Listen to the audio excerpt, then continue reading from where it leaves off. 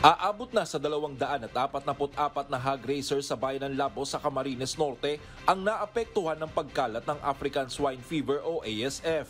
Dahil dito, nagdeklara na ng state of calamity ang lokal na pamahalaan ng Labo upang mapabilis ang pagbibigay ng tulong sa apektadong sektor.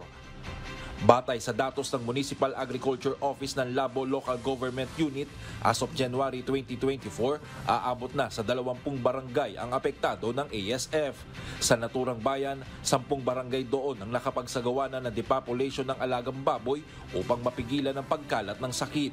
Kabilang dito ang mga barangay ng Bakyad, Bagong Silang 1, Bulhaw, Bautista, Dagit, Masalong, Ginakutan, Fundado, Talubati, Tulay na Lupa. Sa kabuuan, umabot na rin ng 298 na baboy ang isinailalim sa kaling. After po nung depopulation namin, nag-depop kami from index area. Nag-depop kami ng 500 meter radius. Sa labas po ng 500 meters, nag-surveillance na kami at wala naman po nag-positive. Samantala, namahagi na ng cash aid assistance ang Labo LGU sa mga apektadong hog raiser. Patuloy din ang pakikipag-ugnayan ng LGU sa Department of Agriculture upang mapabilis ang pagbibigay ng karagdagang ayuda sa mga apektadong magsasaka.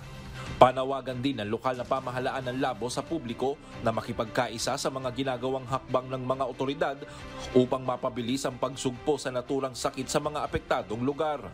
Hinihikayat pa rin po namin silang mag-report para po magawa namin agad ng paraan at i-implement po, strict implementation po ng biosecurity.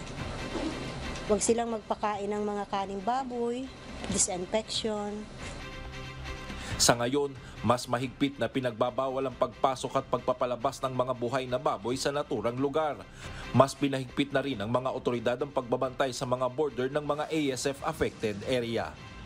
Diyos ang aming sandigan, serbisyo publiko ang aming pinahahalagahan mula rito sa Camarines Norte. Brian Baldarahe, Humahataw.